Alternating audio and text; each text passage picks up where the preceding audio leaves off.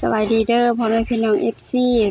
เพราะว่าสิอยู่ฝั่งลาวฝั่งไทยอยู่ภายในหรือต่างประเทศก็ขอกราบทักทายสวัสดีสบายดีเบิดสุขสุขคนเด้อโดคือว่ามาเสียหญ้าแหละพี่น้องได้แล้วแต่ว่ากินข้าวกินน้ำแล้วกินแล้วเอาซื้อผลไม้ได้มาบำรุงอีหยังเคยบ่กินบ่หมากละงุ่นเถินบ่มีซื้อเคยบ่กินบ่มักเกี่ยงนี่มาแกงเคยกินหมากใหม่เราสายซื้อให้หวานอยู่บ่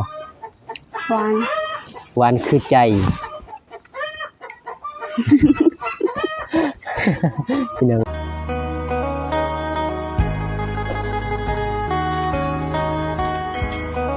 โอเคพี่น้องเปิดภาพมาวันนี้เขามาหาทางน้องบุษบาพี่น้องเอ้ยเมื่อวานนี้เบาสายบ่ได้เข้ามาพี่น้องเพราะว่าเบาสายบ่สบายพี่น้องเอ้ยเป็นวัดเนี่ยพี่น้องไปช่วยอายตากแดดนิดนึงแต่ว่ากินยุกกินยากอะใครแน่แหละพอดีได้เข้ามาเบิ่งน้องเพิ่นตอนเพลนเพิ่นก็สิถามอาการของแม่เพิ่นก่อนอื่นก็กราบทักทายสบายดีเด้อพ่อแม่พี่น้องทุกคนบ่ว่าจะเป็นภายในหรือว่าต่างประเทศก็กราบทักทายสบายดีพี่น้องไปพี่น้องเข้าสู่ช่องบ่าวสายซะแนวเด้อพี่น้องเด้อกามื้อนี้มาทางน้องบุษบาเด้อวันนี้บ่สบายพี่น้องก็เลยบ่ได้เข้ามาก็เลยบ่สายออกเมื่อเลยพี่น้องเพราะว่าเป็นวัดยันมาหาน้องเพิ่นยันน้องเพิ่นติดวัดติดไข้ไปเดินไปหาน้องเพิ่นเห็นแม่เพิ่นนั่งลิ้นพี่น้องเอ้ยเดี๋ยวไปถามอาการของแม่เพิ่นก่อนพี่น้องเอ้ย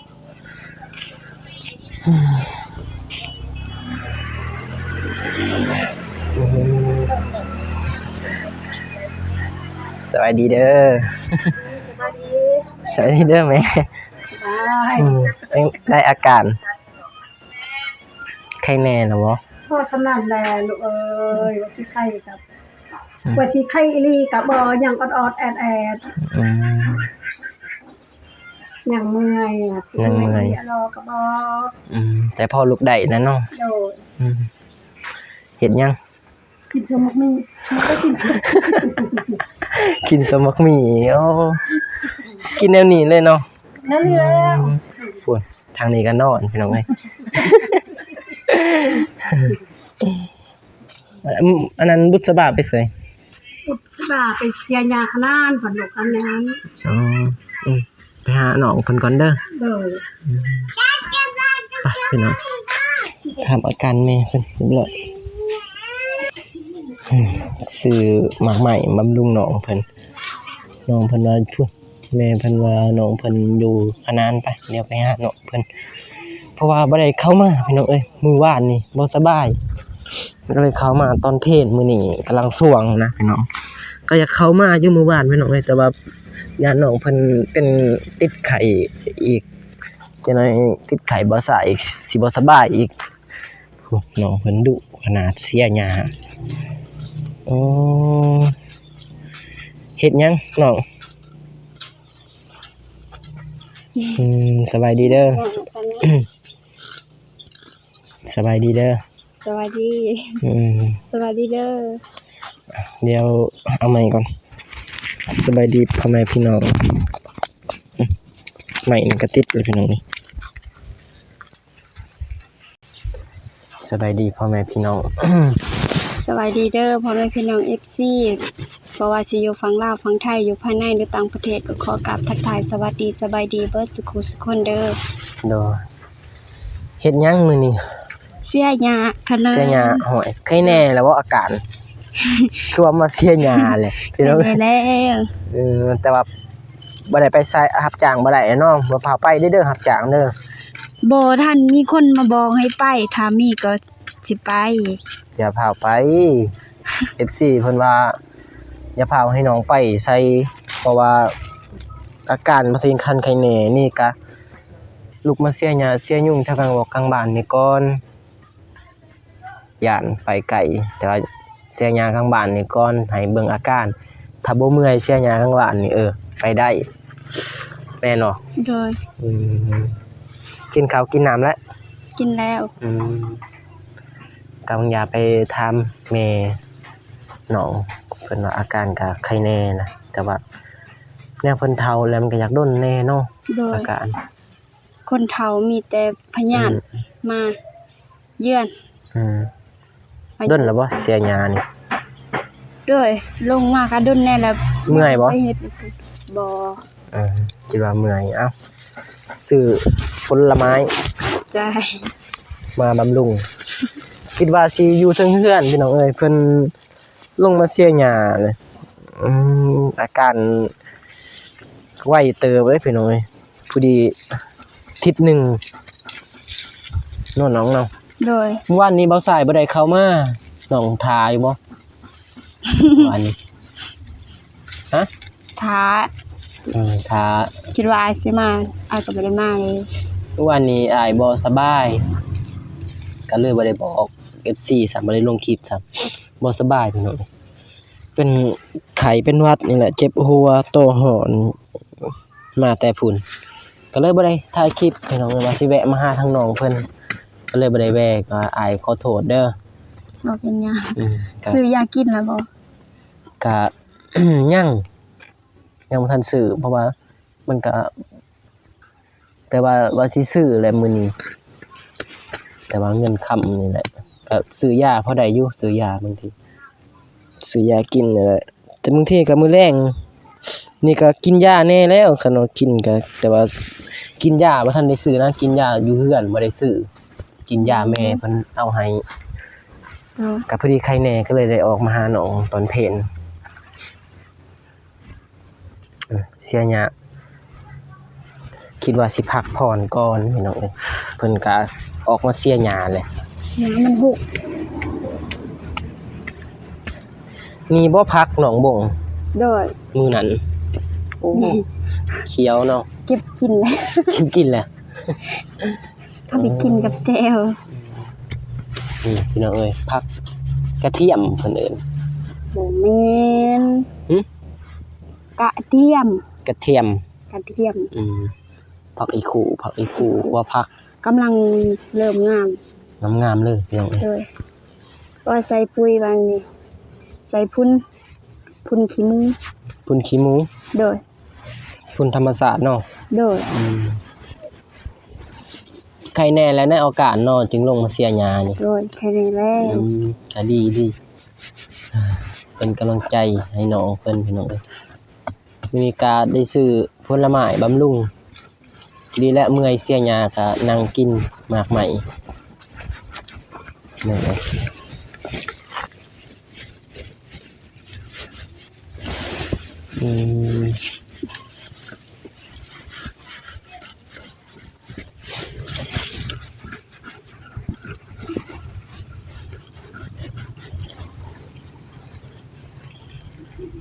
บ่าวสายนี่ว่านี่ยังบ่ทันได้เฮ็ดเวียกพี่น้องเพราะว่า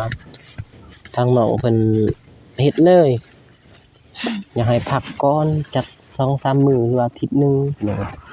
มันบ่นักเลยเฮ็ดได้ แต่ว่าเวียกนี่เฮ็ดได้อยู่พี่น้อง โดย แต่ว่าถ้าไปรับจ้างนี่บ่ได้เด้พี่น้องบ่ได้พักเด้เพิ่นจะบ่ให้พักแม่นบ่ เพิ่นก็ให้อยู่แต่ว่าให้พักบ่โดนนะ อันนี้เฮ็ดบ่ถึงชั่วโมงเนาะตอนนี้เนาะ โดย เสียหยา อยู่ซื่อๆก็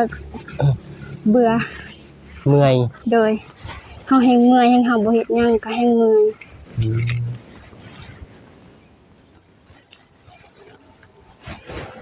เมื่อยยังก็ว่าเมื่อยบ่ได้เฮ็ดร้ายก็ว่าเมื่อยอีกพี่น้องเอ้ยเวียกนี่จักแนวใด คิดว่าพักอีกตัว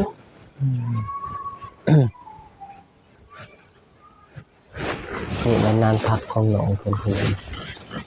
แต่ว่าผักนี่ผักกาดนี่บ่ทันได้ปลูกบ่นี่ปลูกแต่ผักสลัดนี่บ่ ผักกาดหันน้องปลูกแล้วแต่ว่ารุ่นก่อนหันหมู่เข้ามาเฮ็ดก็เลยว่าบ่ได้ปลูกเลย เพราะว่าผักอันนี้มันเริ่มงามแล้วว่าสิเอามาหว่านใหม่ก็บ่ได้ยันตัวนี้มันเปื่อยถ้าเฮาหว่านใหม่มันก็สิบ่งามเด้เพราะว่าตัวนี้มันงามนี่ แม่น ก็ยันมันเปื่อยอีกนี่ ๆเฮ็ดนานใหม่อยู่แล้วเนาะ โดย มันก็เข้าแล้วหัวแนวนี้ หัวแบบตะนางเอาพี่น้องเอ้ยหมูมันบ่ได้ตรงนี่หมูเนี่ยหมูรุดเลยนี่หมู หมูน้อย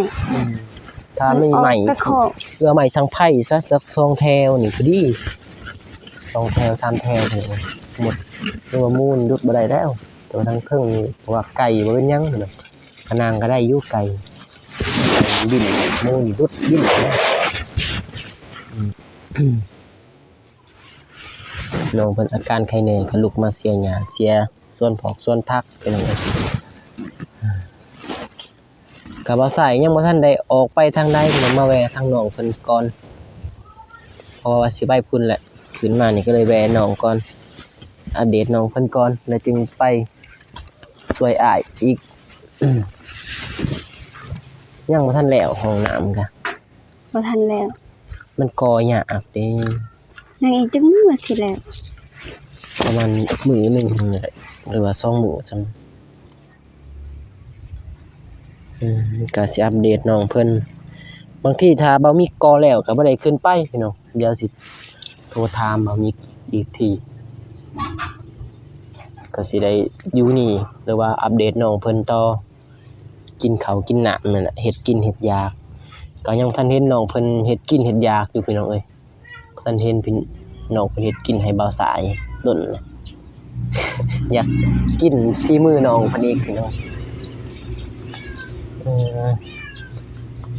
เมื่อยก็กินมักใหม่ซื้อมากินนี่ เอาไว้ก่อน เอาไว้ก่อน โดน จั ยัง งน้อย มือเปื้อน จังน้อยก็ยังพักกินเนาะ ด้วย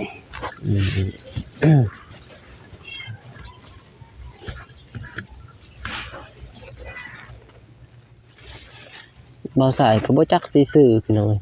ซื้อแต่มักใหม่นี่แหละบ่ฮู้สิซื้อนะ ดูมันเปื่อย หึ มันเปื่อย มันร้อน บ่ฮู้ว่าเป็นอิหยังมันเปื่อยแล้วมันมีแนวกลิ่นหากมันเปื่อย เปื่อยแล้วมัน เดี๋ยวติ ก็อย่ามันใหญ่บ่จักหรือว่ามันอันนั้นเปื่อยเองเนาะน้ำ มันบ่มีหากมันมีแนวกลิ่นมัน ใส่กรุ๊บอีกเนาะ โดน ฮ้อน แดดแดด อืม กำลังงามผักนี่เสียแต่น้อยเดียวมักแต่งก็กำลัง ใช้หมักแตงใหญ่เนี่ย อย่างนี้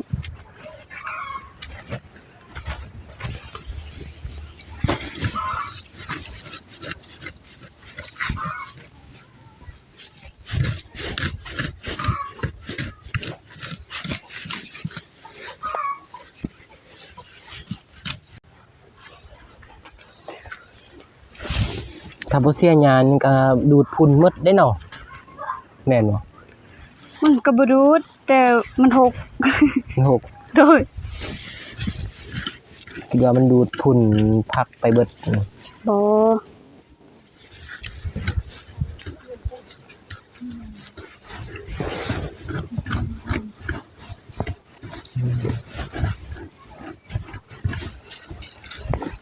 งานว่าหมักแตง โดย โอ้ย กำลัง รุ่นไปจัก ยังบ่ทันมีข้าง หึ ยังบ่ทันมีข้างสิ บ่ได้ไปตัดไหมเนาะ โดย นี่หมักแตงพี่น้องเอ้ยตัวนี้มากอีสังหมักเซเวอร์อยู่นี่ โดย หมักแตงยังบ่ทันมีข้าง ถ้ามีข้างนี่มันขึ้นแล้วบางที น้องบ่ทันได้ไปตัด ไปตัดบ่มื้อนี้ ตัดข้างหมักแตงนี่นะ หายากแท้เบ้อจักสิตัดเอาอยู่ไสอีก ไปเห็นก็เด้อ หายากอีก โดยเพราะว่าน้องเองหันบ่มีเอาไปก็ต้องได้ไปขอนำเขา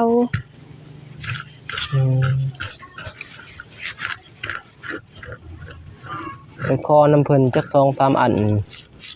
ได้อยู่ขอ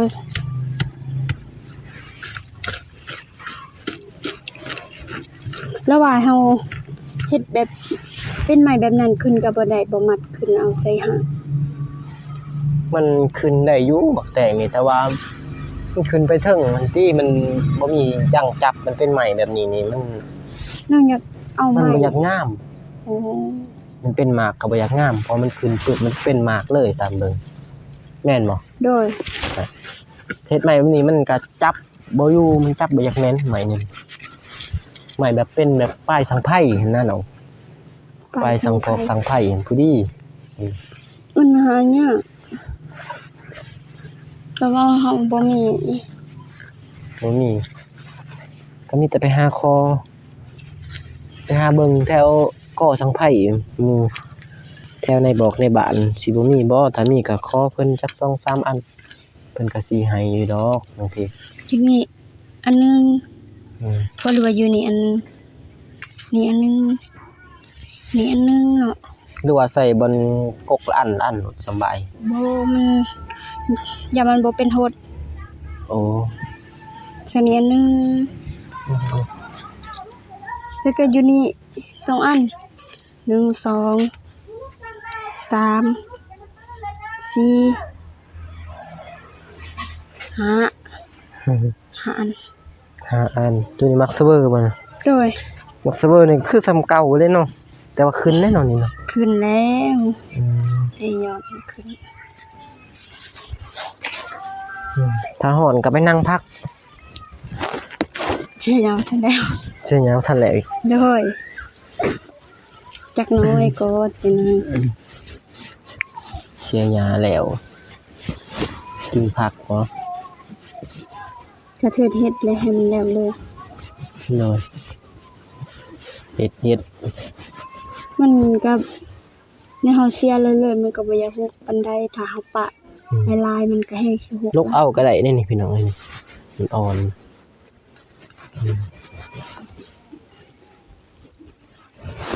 หวยลกถึกหยาลกถึกกกมาพริกไปจักนี่ ใจ นี่นี่บ่ฮู้นี่พี่น้องลกไปเลยแฮงบ่ฮู้นี่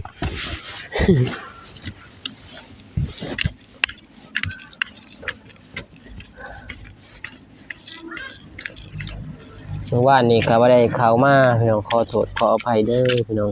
ที่ให้ผิดหวังตัดเขียนบอก FC แหละพี่น้องเอ้ยว่าตอนเย็นเจอกันบ้านโนนบุษบาแต่ว่าบ่ได้เข้ามาสำหรับตัว FC พี่น้องเอ้ยโอ้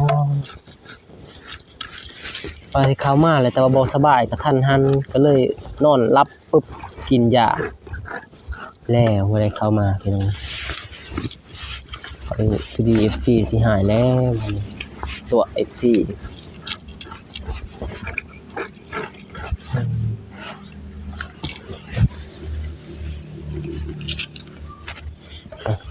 มาเนี่ยมา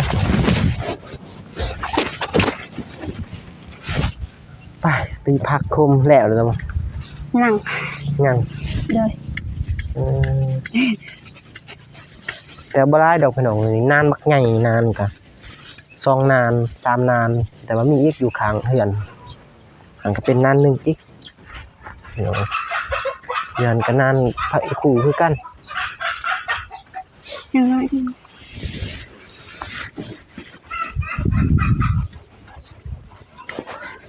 ยังฟังนี่เนาะ นี่ ฟักนอกมันเป็นกลิ่นเด้ เป็น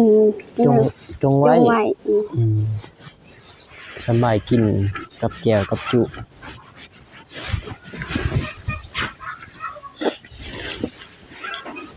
ทางนี้ก็ปลูกเป็นอยู่บ่กระเพน บ่ฮู้ ลองเบิ่งมัน โดย ลองปลูกเบิ่งขยันบ่เป็นทางนี้พี่น้องมันบ่เย็น ฮดหนึ่ง ใครอยู่ปลูกอยู่เฮือนเนาะ โดยใส่น้ำฮด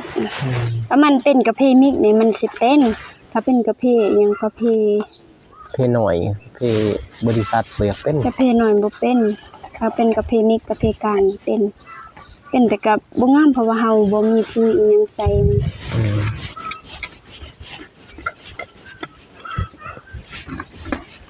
บ่มีปุ๋ยเนาะ โดย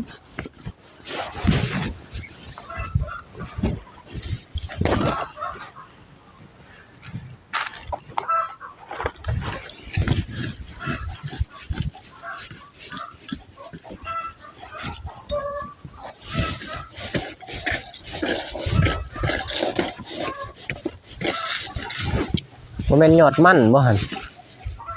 บ่แม่น คิดว่ายอดมันพี่น้อยน้องเพิ่นยังบ่ทันน้องเพิ่นกำลังลุกแต่สบายลุกแต่บ่สบายก็มาเสียหญ้าเลยพี่น้องมื้อวานนี่บ่ได้เข้ามามื้อเดียวมื้อนี้มาลุกเสียหญ้าแล้วไว้ว่าขนาดน้อยบ่เป็นสิบอกมาปึ๊บก็เห็นน้องเพิ่นเสียหญ้าแล้วถามแม่ แล้วเลย แล้ว โดยมันบ่ฮก มีแต่นั่งพักนี่นั่งพักกินหมักใหม่นี่แหละ เปื้อน มือเปื้อนล้างมือเด้น้ำล้างมือ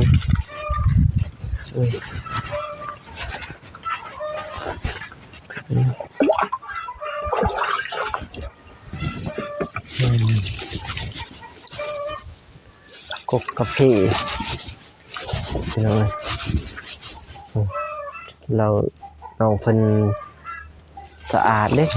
ปัดกวาด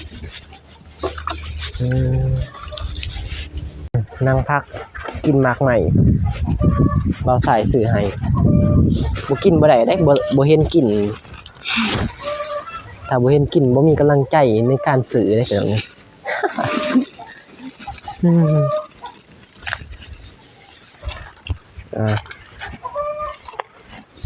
ั่นนั่งเลยเนื้อปูปิ้วนะเบิ่งน้องกินว่าบ่ฮ้อนแต่ว่าอยู่ห่มกรุบเอาออกก็ได้แต่ว่า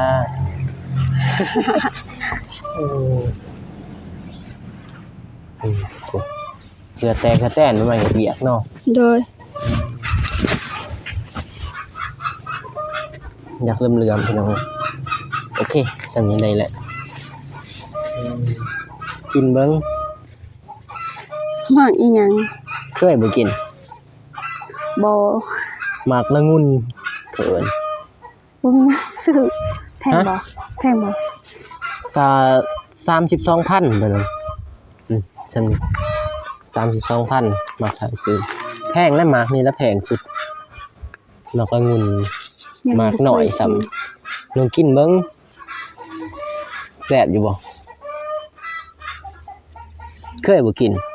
บ่ มักเกี่ยงนี่ มาแกงเคย มีแต่มากกว่านี้เราบ่เคย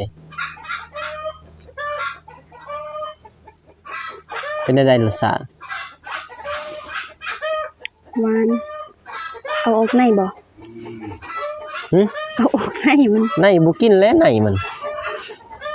เปลือกมันกินได้อยู่เปลือกมันเปลือกบางอยู่โอเคพี่น้องเพิ่นก็พักผ่อนเป็นที่เรียบร้อยกินหมากใหม่เราสายซื้อให้หวานอยู่บ่ หวาน หวานคือใจ พี่น้องเอ้ยหยอกน้องเพิ่นหยอกแก้มอีหลีนะพี่น้องเอ้ย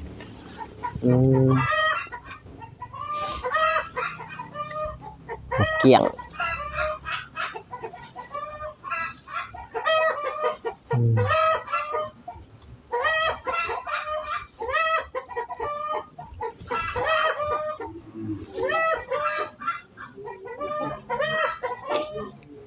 ผักพรกินหมักใหม่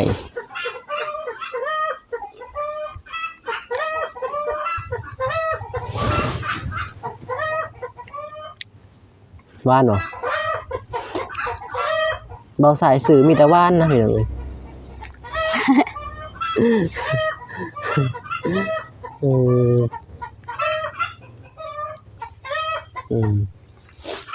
โอเคพี่น้องเพิ่นก็พักพรทางเบาสายก็คลิปยาวแล้วพี่น้องเอ้ยโทรศัพท์ก็เก็บความจำได้บ่หลายมีแต่เบาสายสิจบคลิปเด้อน้องเด้อหรือว่าทุกคลิปไปก่อนพี่น้องเอ้ยเดี๋ยวสิมาอัปเดตน้องเพิ่นใหม่อีกหรือว่าคลิปใหม่เราลุ้นไปนำกันพี่น้องเอ้ยว่าสิอัปเดตน้องเพิ่นแนวใดให้ FC คอมเมนต์มาได้เลยเด้อพี่น้องเด้อแต่ว่าอันนั้น FC ฝากถามเรื่องหนึงบ่เรื่องหยังวะเดี๋ยวหรือว่าคลิปหน้าซะพี่น้องคลิปนี้มันยาวนะในคลิปหน้าถามน้องเพิ่น ลืมเลยพี่น้องเอ้ยมาเห็นน้องเพิ่นเฮ็ดเวียกก็ลืมถามเลยตัว FC บอกให้ถามมีจังซั่นเด้อ เอ้ย ขอบมกขอบใจหลายๆคาหมากลำไยคาหมากเงาะบ่แม่น คาคาหมากเกี้ยงคาหมากละหมากสตรอเบอรี่โอ้ยเว้ายังบ่ถูกพี่น้องเอ้ยอา ขอบใจเด้ออ้ายบ่ทรายที่ซื้อมากมายมาให้น้องเด้อหลายๆก่อน บ่ อื่น เป็นหยัง น้องก็ขอขอบคุณขอบใจพอ เบาสายเด้อนี่สิ อันนี้เบาสายซื้อให้บ่มีพอโอเคมีจังซั่นใส่จะจบคลิปก่อนมาใหม่ลืมเลยนั่นน้องจ้ะจังโอเคพี่น้องบ่าวสายก็สิได้จบคลิปไปก่อนเด้อพี่น้องมีแต่ว่าพอกันใหม่คลิปหน้าหรือว่า EP หน้าพี่น้องสิอัปเดตน้องเพิ่นแนวใดอีกพี่น้องเอ้ยก่อนอื่นหมดน้องบ่าวสายก็ขอขอบใจผู้ใหญ่ทุกๆคนหรือว่า FC ทุกๆคนที่เป็นกำลังใจให้บ่าวสายเฮ็ดคลิปมาตลอดก็ขอให้พ่อแม่ FC เมื่อทุกคนจงมีแต่ความสุขความเจริญเด้อปรารถนาสิ่งใดก็ขอให้ได้สิ่งนั้นให้น้องปรารถนาความเจ็บอย่าได้ความไข้อย่ามีให้ร่ำให้รวยเฮงๆปังๆยิ่งขึ้นไปพบกันใหม่คลิปหน้าคลิปนี้เอาสายขอกล่าวคำว่าสบายดีพี่น้องบ๊ายบาย